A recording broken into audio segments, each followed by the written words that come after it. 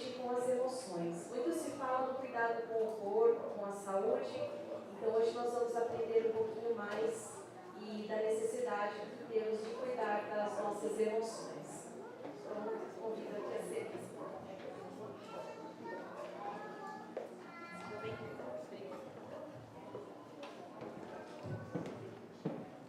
Bom dia a todos os queridos irmãos, visitantes. Muito obrigada, viu, Mônica, pelo convite à igreja aqui no Espaço Novo Tempo. Eu vou tomar liberdade de pedir uma ajuda para você ficar com isso aqui. Muito obrigada. Assim eu tomo todo o espaço da mesinha. Muito bem. O tema que eu desenvolvi para a gente conversar nessa manhã tem como título Família em seus relacionamentos, porque nos sentimos na contramão. Alguém aqui nas relações já se sentiram na contramão? Quando eu estava escrevendo, eu fiquei pensando, né? Nós temos dois modelos de contramão. Primeiro, o modelo humano. Quando nós nos conversamos, mesmo falando a mesma língua, é difícil ou não se entender? O que vocês acham? É difícil? Quinta-feira à noite eu estava atendendo no consultório um casal e a esposa dizia assim: Celise, mas eu explico, eu falo, mas é impressionante, ele está me olhando, parece que está me ouvindo, mas ele não compreende o que eu digo. Isso está na contramão. Por que será que nós conversamos e muitas vezes nós não nos entendemos? Nós vamos falar um pouco disso hoje nessa manhã. Por que isso acontece? E aí o segundo aspecto da contramão, eu fiquei pensando muito no que Deus fala para nós. Quando Deus fala, quando Deus pede, temos muitos textos bíblicos que testemunham através de personagens fantásticos, coisas que o Senhor pediu e parecia um absurdo. E quando aqueles personagens, eles atenderam ao que o Senhor falou, um milagre impressionante aconteceu na vida deles. Mas era na contramão, porque era absurdo, não fazia sentido. Então eu quero nessa manhã, junto com vocês, refletir um pouco sobre esses aspectos, na contramão das relações. E eu comecei aqui com a família, porque a base, o centro de tudo, vocês já sabem, começa na família. Os primeiros aprendizados, os primeiros conceitos, o desenvolvimento, o treinamento do amor, é tudo na família. Depois a gente continua nesse processo na relação com outras pessoas no nosso social. Então vamos lá, para a gente começar a pensar um pouquinho nisso, eu escolhi aqui com vocês para a gente pensar o que significa então relacionamento. Vocês já sabem, mas é importante a gente fazer uma revisão rápida aqui para montar uma lógica de raciocínio, né? Então vamos lá. O que é relacionamento? Bom, os diversos dicionários e tantos outros livros importantes que explicam, né, tanto na área da psicologia como na palavra de Deus, eu digo a ciência de Deus e a ciência dos homens, temos lá vários conceitos. Então eu fiz um compilado aqui para a gente poder só refletir, para dar o insight, aí, o início de gatilho dos pensamentos e da nossa reflexão dessa manhã. Então eu coloquei lá. O que é relacionamento? A capacidade de relacionarmos, conviver, prestem atenção nas palavras que traduzem aí seus adjetivos para a gente pensar. Relacionar, conviver, comunicar-se, ligação de amizade, desenvolvimento de afeto ou condução do mesmo. E tudo isso, dentro de tantas outras coisas, né, condicionada por uma série de atitudes recíprocas. Então, quando eu me relaciono, está dizendo que nós precisamos de atitudes recíprocas. Então, quer dizer que nós temos uma linha de comunicação, direta com o outro, onde eu me coloco e o outro também. Então, eu digo sempre no consultório, é uma jornada, uma via de mão dupla.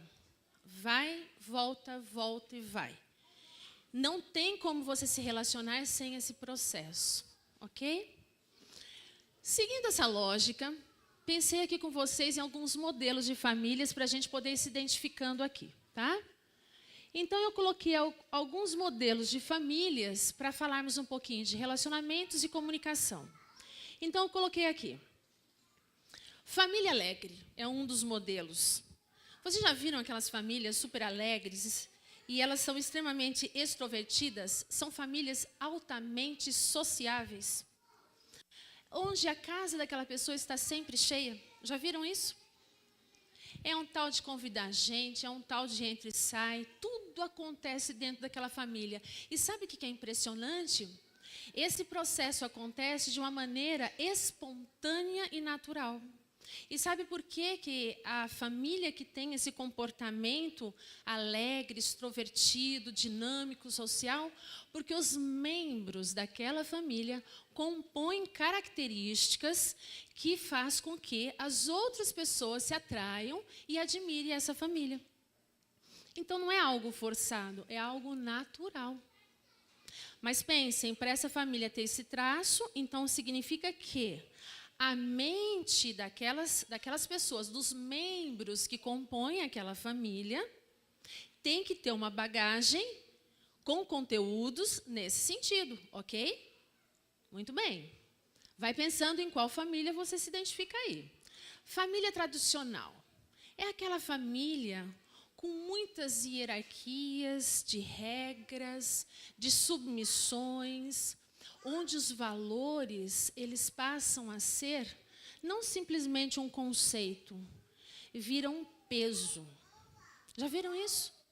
Valores e princípios onde não são simplesmente conceitos saudáveis para equilibrar sua estrutura, mas simplesmente são conceitos que viram pesos, como se fossem âncoras em que as pessoas estão com os pés amarrados e elas entram num sofrimento porque tudo é muito intensamente pesado.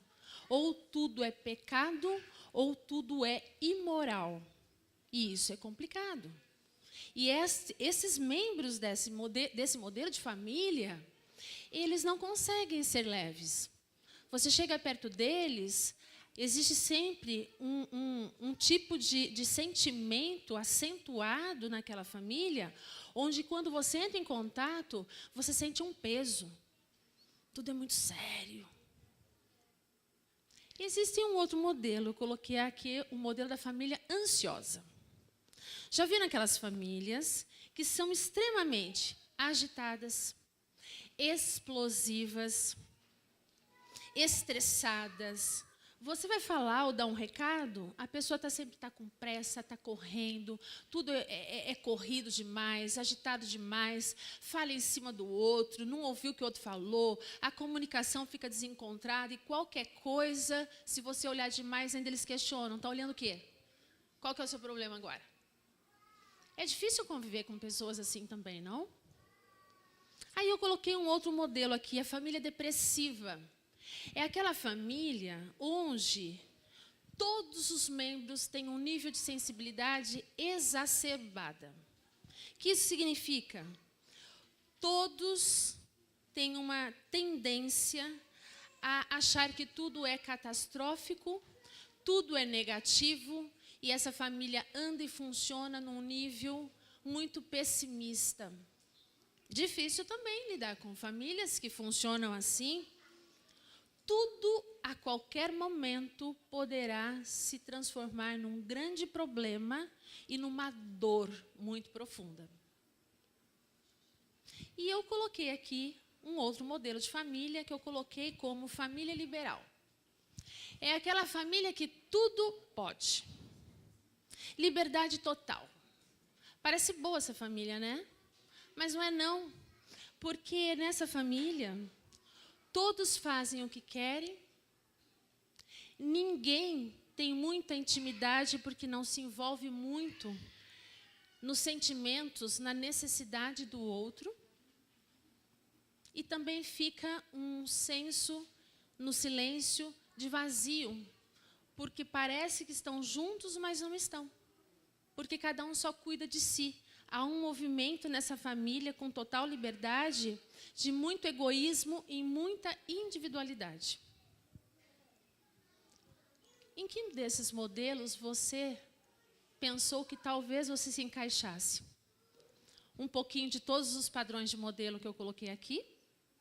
Ou talvez alguns deles vocês falam assim, acho que é mais por aqui, o meu olhar. Enfim, queridos, as características das famílias, elas comunicam a sua bagagem. Se a sua família, se a sua vida, ela tem estes perfis, que eu traduzi numa síntese de tantos outros tipos de emoções e sentimentos que poderíamos ter, se ela se traduz assim, é porque você se coloca e tem funcionado desta forma. Por que então, e como então, nós vamos lidar com tudo isso? Eu vou dar respostas para vocês nessa manhã. Mas seguindo aqui um raciocínio, pensando então nesse processo e agora entrando na mente humana um pouquinho. Por que desse descompasso na comunicação, na convivência, nesses hábitos de postura, de comportamento? O que acontece? E eu coloquei aqui, a mente humana ela tem várias estruturas, eu vou citar uma, para a gente seguir na nossa lógica. A mente humana ela tem algo que até na lição da escola sabatina foi falado muito hoje. Até a senhora que falou aqui à frente, ela falou assim, eu resumo a lição da escola sabatina numa palavra. Vamos ver quem prestou atenção. Qual foi a palavra? Egoísmo. Muito bem. E muita gente diz assim, egocentrismo, que é a estrutura que eu quero falar. É um indivíduo egoísta. Sim ou não? Sim ou não? O egocentrismo ele não tem essa função, meus queridos, de nós sermos egoístas. Porém, nós vamos entender que dependendo de como funciona o desenvolvimento desse processo, nós podemos ser tão individualistas e, portanto, podemos, infelizmente, nos tornarmos egoístas.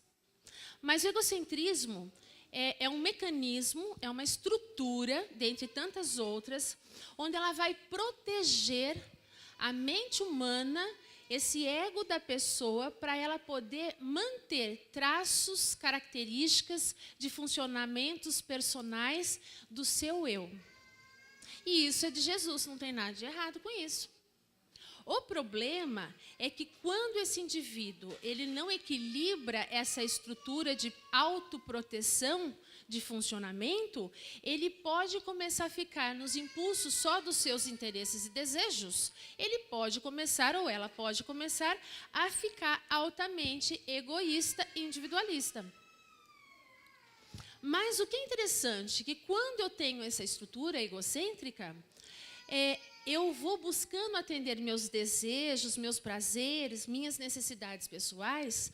A educação que é dada pelos nossos pais, ela vai nortear esse processo egóico aí para a gente não ficar egoísta. Por isso que os pais têm que ensinar desde muito cedo para as crianças dividir, participar, socializar, conversar, ouvir, negociar, entendem? E muitas outras coisas. É para você ir lapidando esse processo de estrutura que você nasce com ele. Mas, infelizmente, nem todos nós, pelo sofrimento, pelas dores, pelos confrontos, nós vamos ficando empobrecidos desse desenvolvimento cognitivo chamado egocentrismo, por conta de empobrecimentos como carências, traumas e experiências que não dão muito certo. Muitas vezes, ou na grande maioria, as famílias têm perdido sua identidade pelas faltas de boas habilidades e pela falta do querer aprender. Por isso que a escola aqui de manhã, onde nós estudamos na classe bíblica, é um dos veículos para que a gente desenvolva aprendizados para que a gente equilibre tendências, traços, características, estruturas que podem ser, infelizmente, no mundo do pecado, distorcidas pelo próprio pecado, trazendo essas carências, esses traumas e essas desorganizações mentais. Como será que está a sua família? Está na contramão? Você está na contramão com a família, você está na contramão com o seu social, você está na contramão com Deus? Como você está? Queridos, nós precisamos buscar com urgência a Jesus e querer aprender para a gente poder organizar melhor os nossos aprendizados. Abram comigo, por gentileza, para a gente estudar um pouquinho dos personagens da Bíblia. Sei que o nosso tempo aqui é curtinho, até perguntei para o Celso aqui, eu falei, até que horas que vocês terminam aqui o programa, né? E ele falou, Celise, no máximo vai ter meio-dia, hein? Porque na igreja que eu frequento a gente vai, viu? A gente vai até 12h20, mas não se preocupe que eu termino aqui com vocês, tá bom? Mas vamos lá. Abram comigo, por gentileza, uma história muito conhecida, muito gostosa. Vamos ler só um trechinho por conta do nosso tempo aqui. No livro de Lucas, capítulo 5, a pesca maravilhosa. Muito bem, o que estava acontecendo lá? Nós tínhamos Jesus pregando, e isso acontecia lá em Genazaré, no versinho número 1 do capítulo 5. Vamos nos pôr a ler então, depois a gente faz um resumo disso. Aconteceu que, apertá-lo a multidão para ouvir a palavra de Deus, estava ele junto ao lago de Genazaré. Jesus estava lá falando, pregando. E viu 2 barcos junto à praia do lago, mas os pescadores, havendo desembarcado, lavavam suas redes. Então eles estavam lá, tinham passado a noite toda numa pesca, Jesus pregando ali do lado do lago, aí a multidão apertando Jesus, e aí Jesus teve uma grande ideia. Qual foi que está escrito no texto? O que Jesus fez? Entrou no barco, e aí sentou-se lá e continuou a pregar. E depois que ele terminou de pregar, antes ele tinha observado o que estava dizendo no versinho 2, que os pescadores estavam o quê? Lavando as redes. E o que isso significa? Que Jesus não tinha visto peixes nas redes daqueles homens que ali estavam. E quem estava ali? No barco de quem que Jesus entrou? De Simão Pedro. E aí, seguindo o versinho, eu vou aqui pular com vocês e vamos para o 4, que diz assim: quando Jesus acabou de falar, disse Jesus a Simão, faze-te ao largo, ou seja, afasta-se um pouquinho o seu barco e lançai as vossas redes para pescar.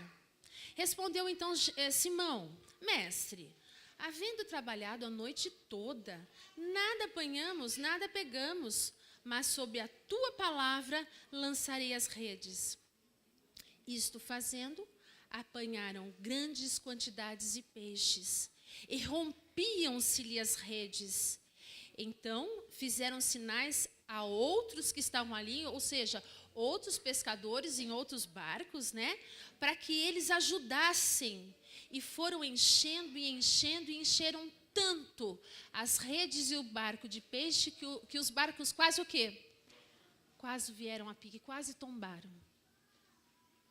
Queridos, esse comando de Jesus, ele tinha sentido? Aos olhos humanos? Não. Como assim, Senhor? Trabalhei a noite toda. E o Senhor diz que eu vou encontrar peixe.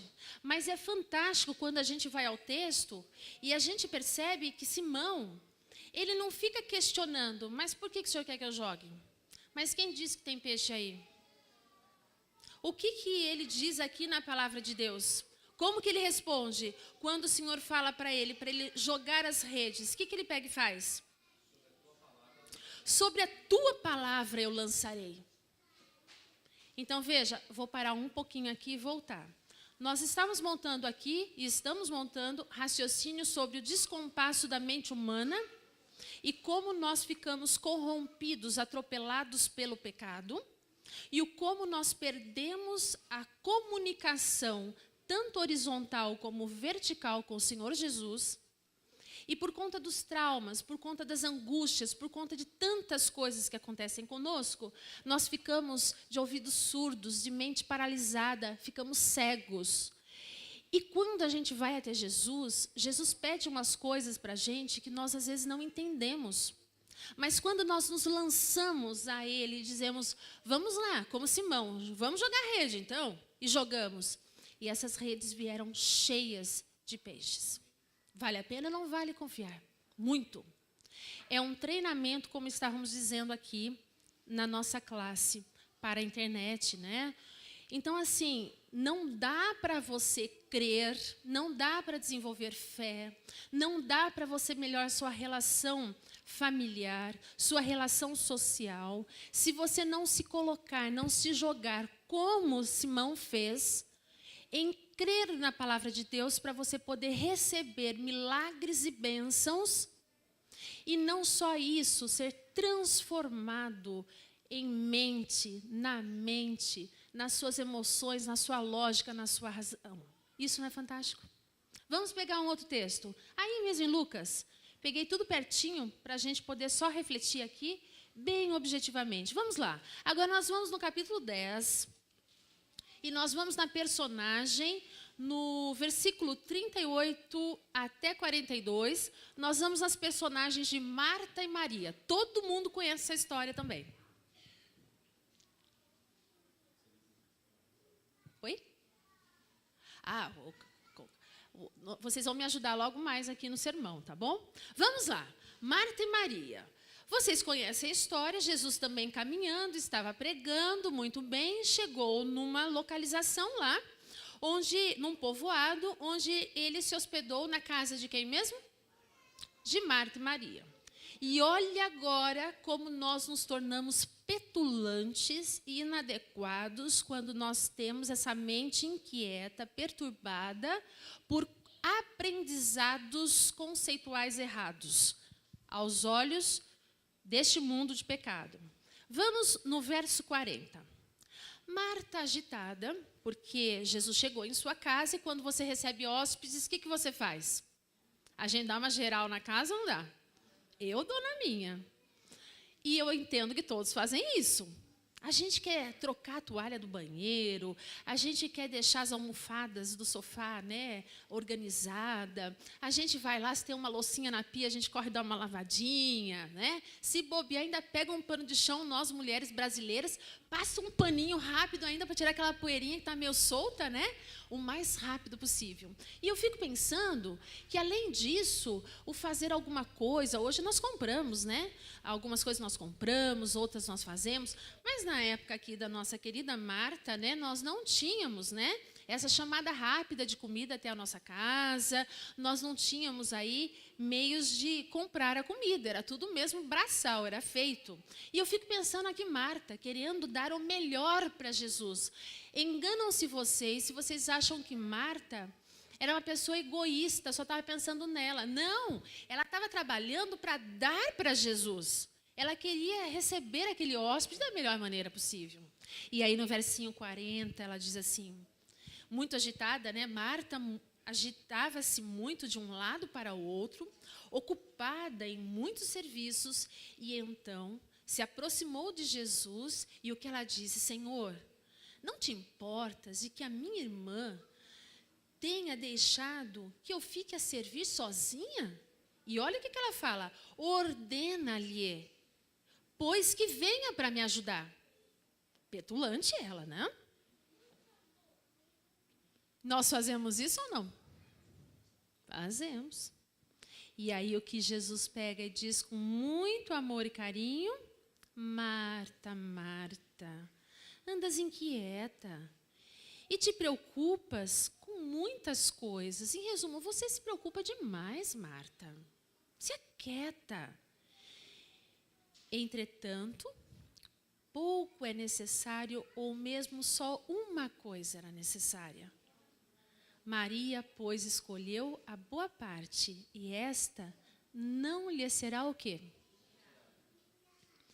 Quando nós escolhemos coisas que são boas, e aqui está dizendo Jesus, nada pode ser tirado da gente. E é aí que é o gatilho para a transformação, entende? Quando eu escolho a Jesus, todos os meus conceitos desse mundo de pecado, todos os traumas, todas as carências, todas as agitações, todas as inquietudes, elas são transformadas. E esse é o milagre que eu e você estamos buscando enquanto morarmos nesse mundo e enquanto Jesus não voltar. Como eu faço, então, Celise, para eu poder lidar com esse processo de busca? O que eu preciso? Eu coloquei aqui algo que nós podemos fazer olhando sempre para Jesus, para poder ter o estímulo, para poder ter a motivação.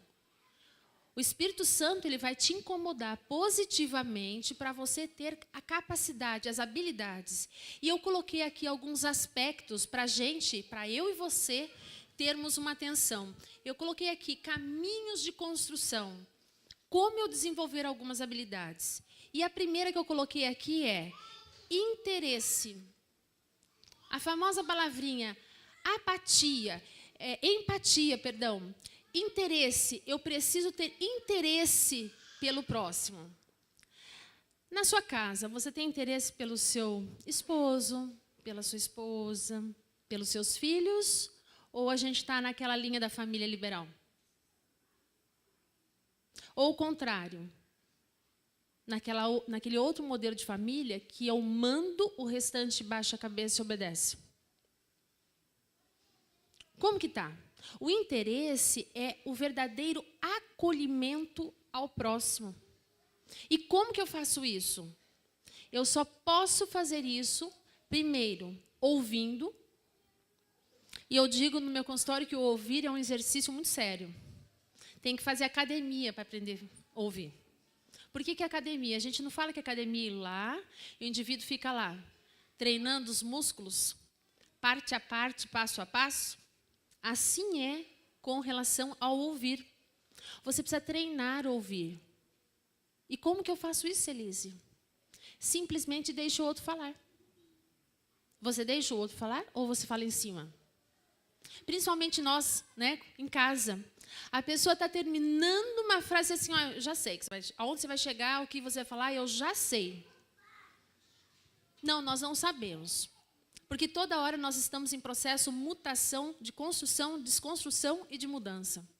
O que você é agora, amanhã pode ser que algumas coisas já mudaram.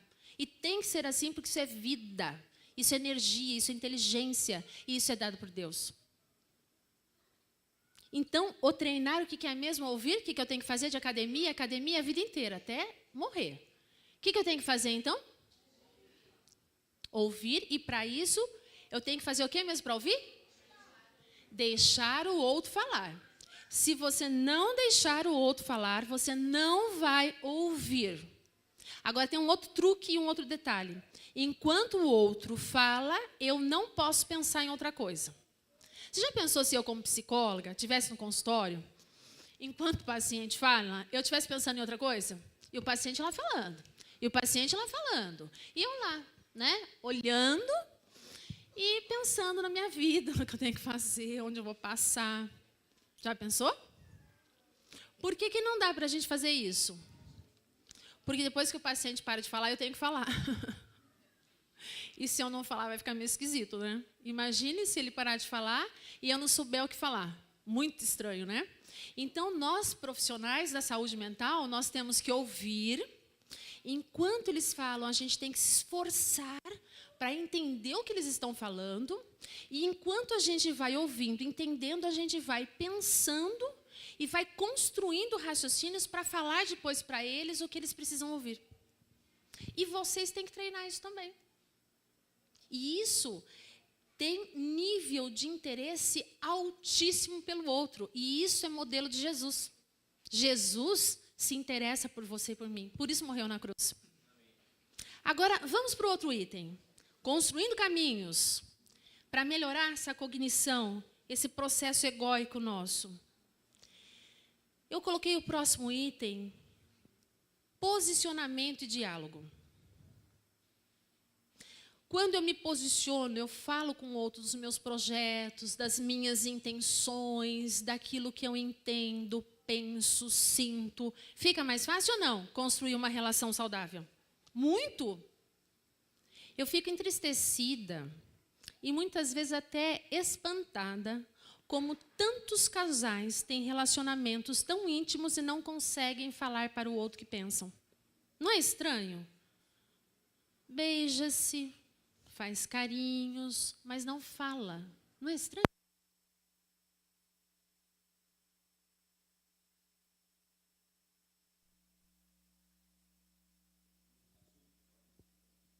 Deu? Foi? Ok. Não é estranho isso, gente? Não é esquisito? Você diz assim, como que pode um negócio desse? A pessoa não fala o que tem aqui dentro, ó. Às vezes fica lá, desnudo com o outro, mas não consegue falar o que está aqui. Ah, eu não vou falar isso não. Vai dar certo, dá vergonha, tem problema. Queridos, temos que falar. Temos que colocar o que pensamos e o que sentimos. Esse é o segundo passo para construirmos caminhos cognitivos saudáveis. Terceiro, respeito. Respeitar as diferenças dentro de casa. A maioria, a grande maioria, vou dizer 99,9999%, não respeitam. A hora que um está falando uma coisa, o outro já está embolando em cima do outro, já está dizendo que não é nada daquilo, não permite, não deixa que o outro se expresse. Se expressar, diz que está tudo errado, tem que ser do jeito dele, acabou e pronto. Isto impede o desenvolvimento de uma comunicação das emoções, de uma relação aqui, na relação horizontal com a vertical, não acontecer direito. E o quarto passo que eu coloquei, afeto. Sabiam vocês, e com certeza vocês sabem, que a maioria das famílias não são afetivas? Ou pouco afetivas? O que isso significa? Não levantem a mão, só pensem. Quantos de vocês aqui já ouviram dos seus próprios pais, eu amo você? Pensem. Quantos de vocês aqui já foram beijados, atarracados, eu falo abraços de ursos, né? Imagina um urso grandão que te abraça. Quantos aqui já tiveram essa experiência, esse privilégio dentro de casa? E quantos não tiveram? Pensem. E agora, a nível verbal. Quantos aqui foram motivados? Muito bem, vai em frente. Muito bom. Poucos. Poucos.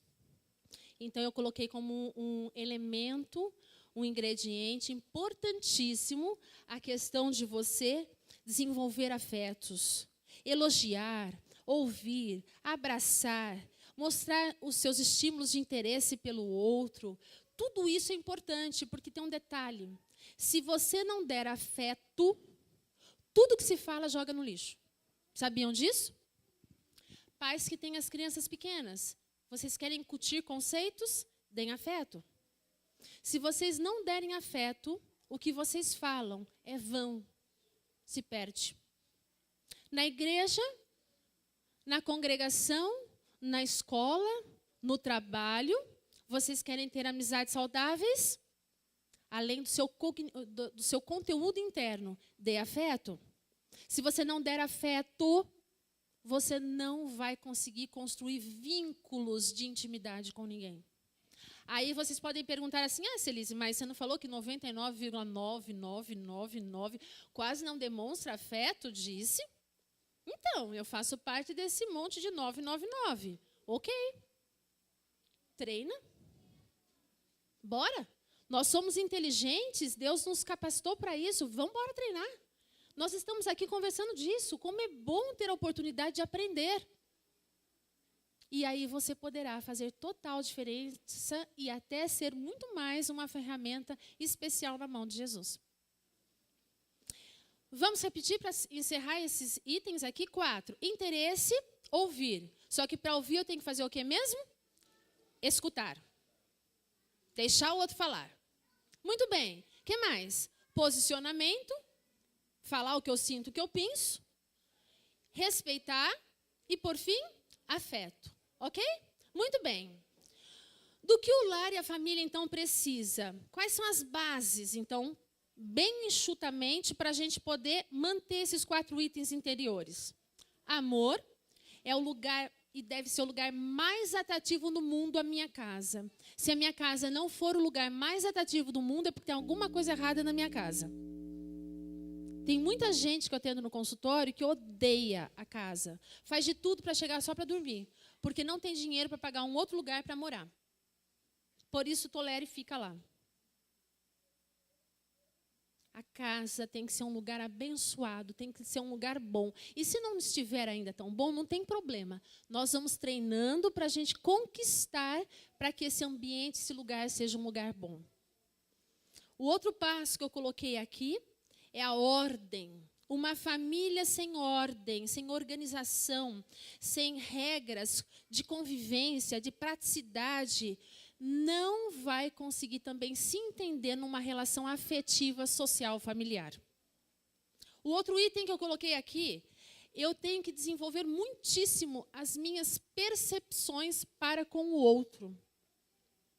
Eu tenho pacientes que diziam assim para mim, e infelizmente isso é muito real.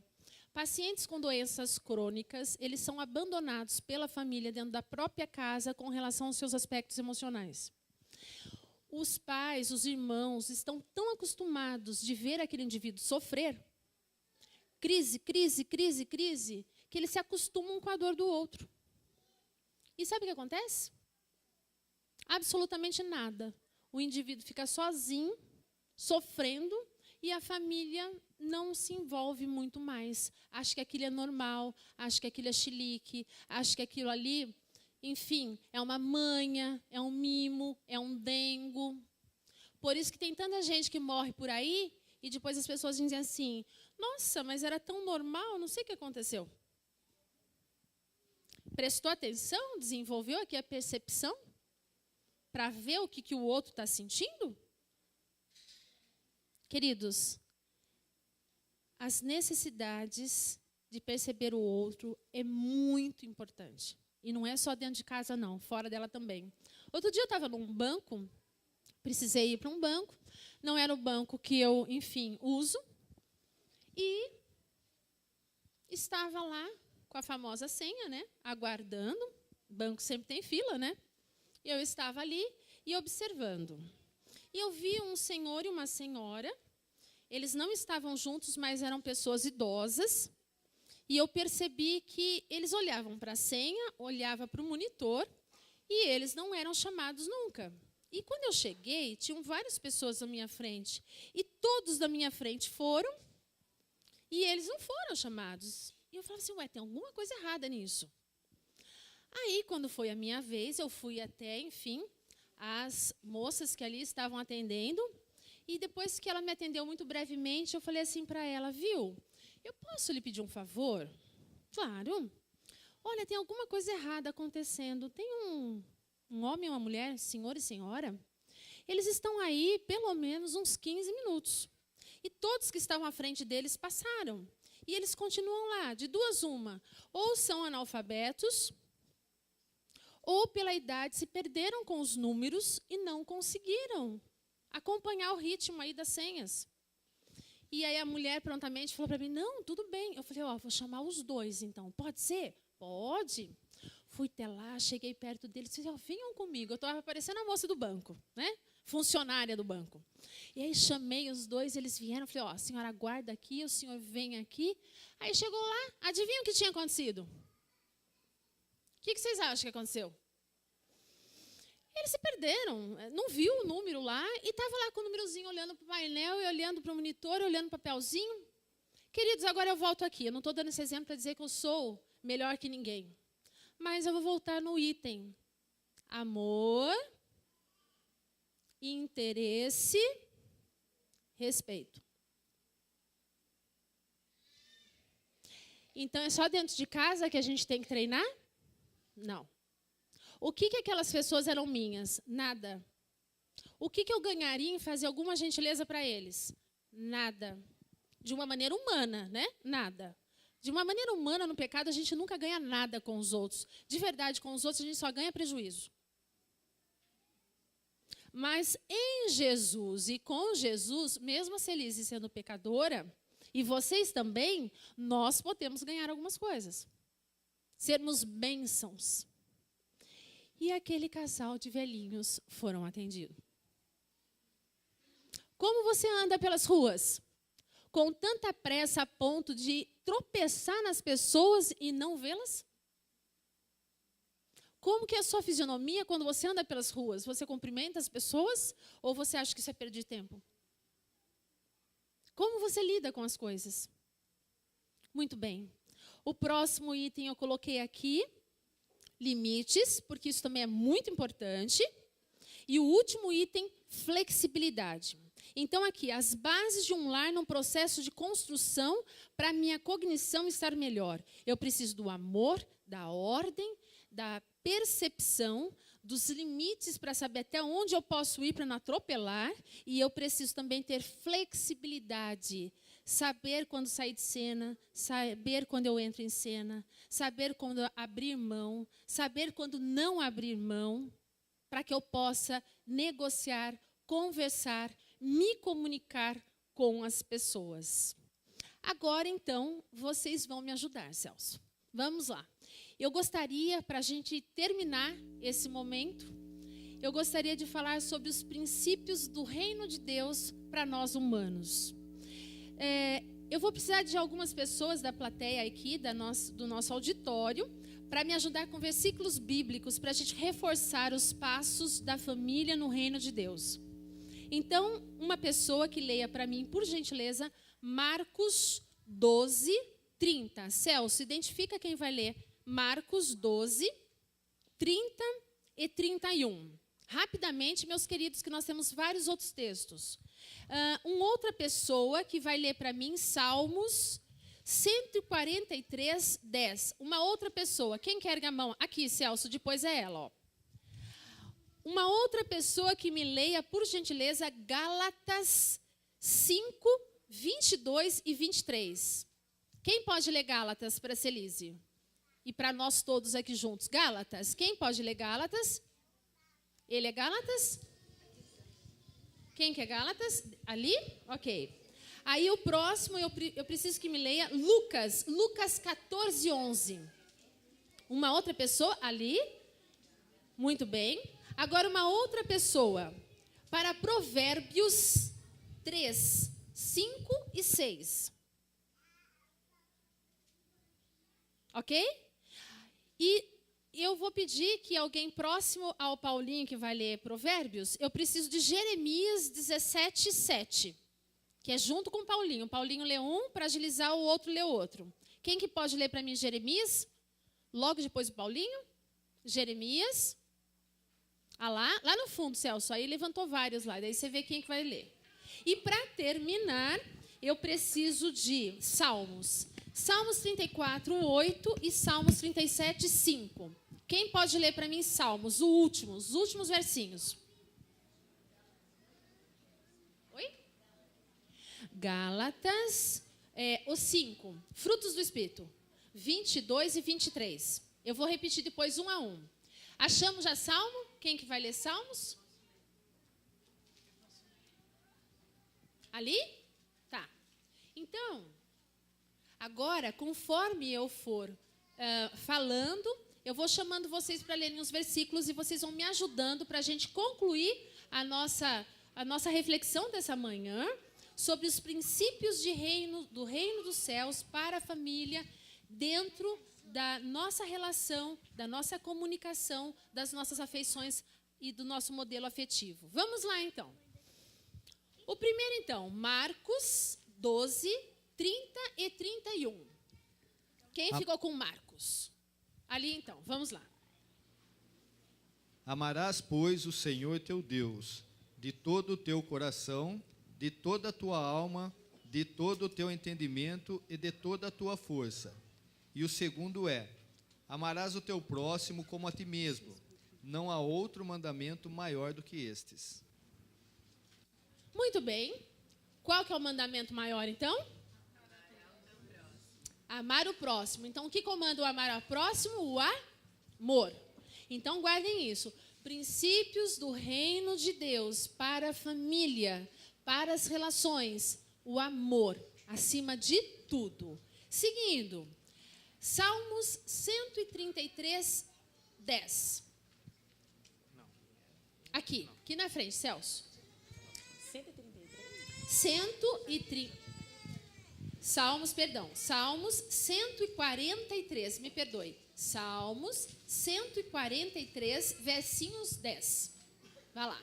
Ensina-me a fazer a tua vontade, pois tu és o meu Deus. Guia-me o teu bom espírito por terreno plano. Ensina-me o quê?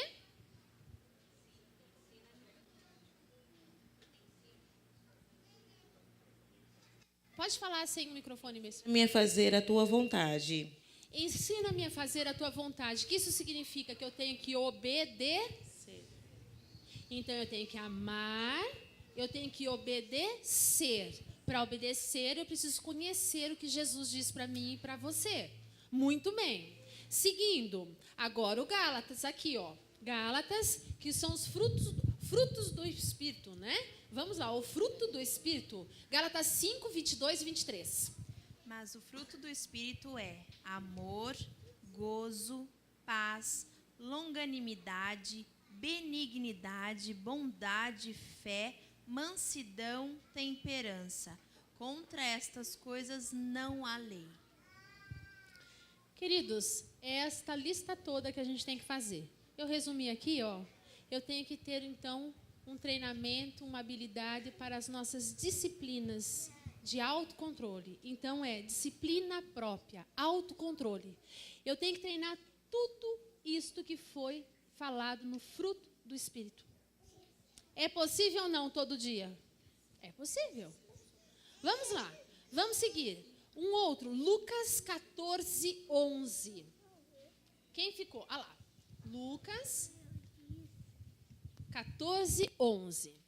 Porquanto qualquer que a si mesmo se exaltar, será humilhado. E aquele que a si mesmo se humilhar, será exaltado. Qual a palavra-chave? Isso, humildade. Então, vamos repetir? Amor, tem que sair daqui com isso gravado. Amor, obediência, disciplina própria, o autocontrole e agora? Humildade fazia parte da palavrinha também chave da lição dessa semana, não? Fazia. Humildade. E aí eu coloquei assim, que a humildade é atribuir a Deus qualquer vantagem, ganhos e recursos que eu tenha. Não é lindo isso? Então, é a Deus que eu atribuo tudo que eu tenho. E aí eu vou ser uma pessoa realmente maravilhosa, onde eu atraio pessoas para mim, para que eu possa levar para Jesus. Vamos lá, o outro. Provérbios 3, 5 e 6. Quem que ficou? Aqui, Paulinho? Vai lá. Confie no Senhor de todo o seu coração e não se apoie em seu próprio entendimento. Reconheça o Senhor em todos os seus caminhos e Ele endireitará as suas veredas. Amém. E o Jeremias, porque daí vai fechar com Paulinho. Jeremias 17, 7.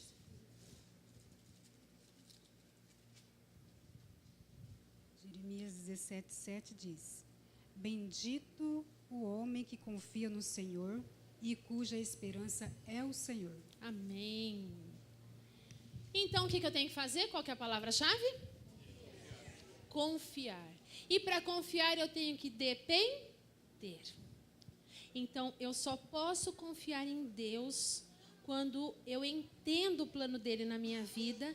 Aí eu me jogo aos seus pés, aos seus braços, e ele completa todas as coisas que faltam em mim. Eu tenho que confiar, eu tenho que depender. E o último item muito, muito importante está em Salmos 34, 8 e depois Salmos 37, 5. Então, Então, as pessoas que estão com esses versículos, podemos ler numa sequência. Então, vamos lá. Salmos 34:8. Foi ele que te feriu os primogênitos do Egito, tanto dos homens como dos animais. Salmos 34:8, não. 34, você leu sempre 34. Desculpa. Tudo bem, vamos lá. Não, é 34. Ah, eu li 134. Desculpa. Não tem problema, imagina. 34, versinho 8.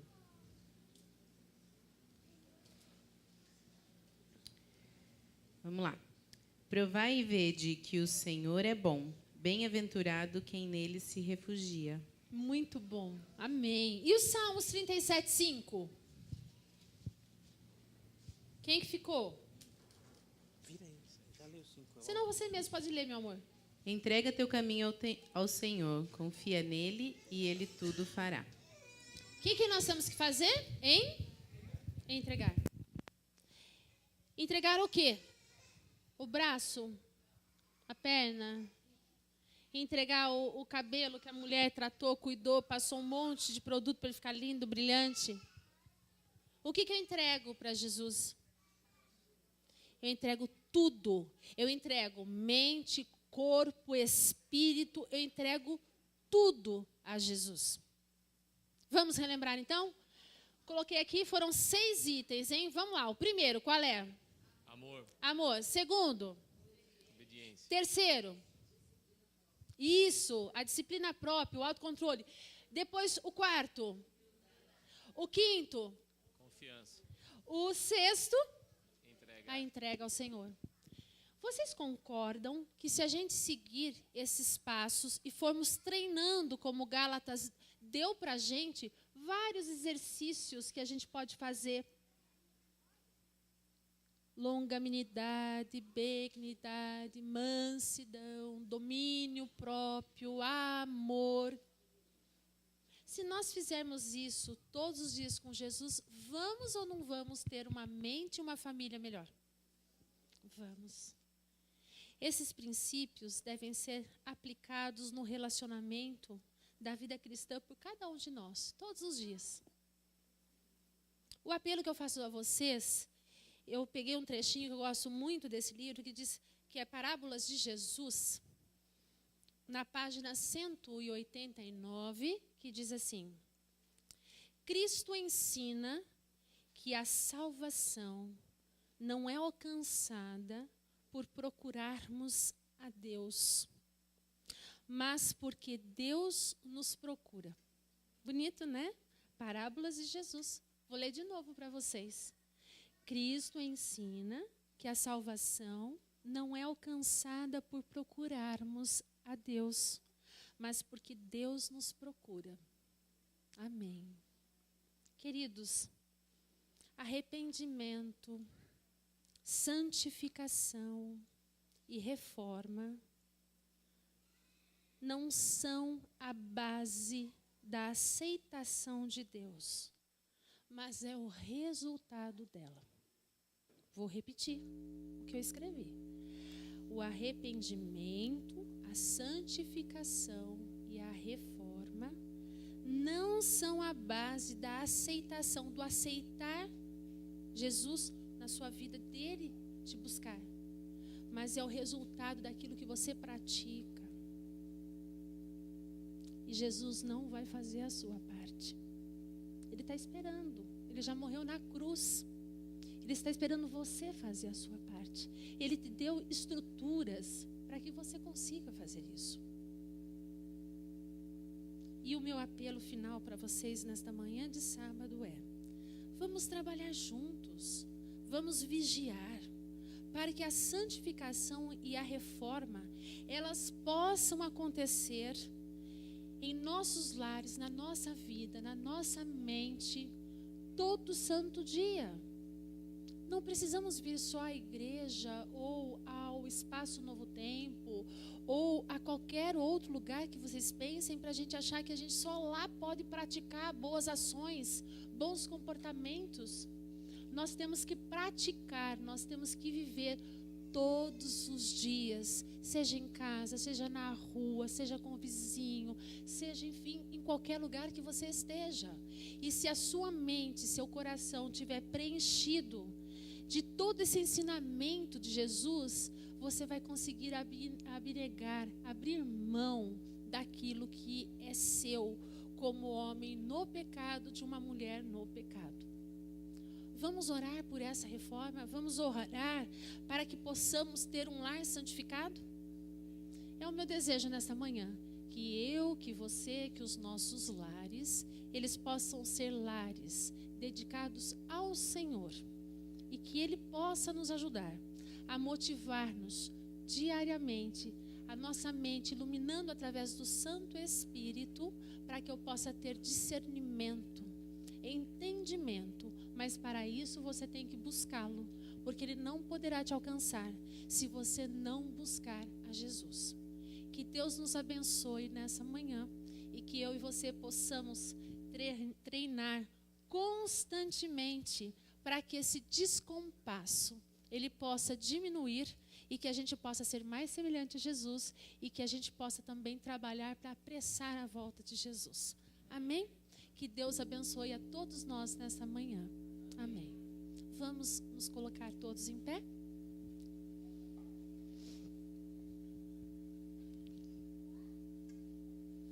Querido Jesus, nós queremos te agradecer, Senhor, por de uma maneira sempre muito maravilhosa, o Senhor nos impressiona, o Senhor nos toca, o Senhor nos acolhe, o Senhor nos ama, o Senhor tem paciência, o Senhor está sempre presente conosco.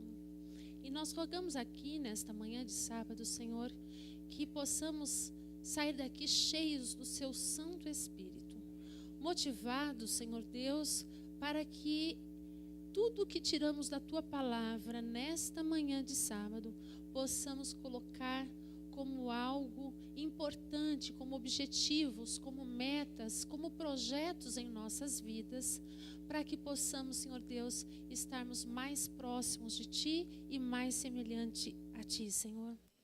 Nos ajuda com urgência a sermos melhores. Transforma-nos, Senhor. Santifica-nos, Senhor, para que possamos estarmos prontos e preparados até o seu dia de volta. Abraça toda essa comunidade, aqueles que aqui estão, aqueles que estão, enfim, na internet, que também estão nos ouvindo nesta manhã. Que o Senhor possa nos alcançar. Sentimos-nos todos privilegiados por esse momento. Repousamos em ti neste momento. Em nome de Jesus. Amém, Senhor.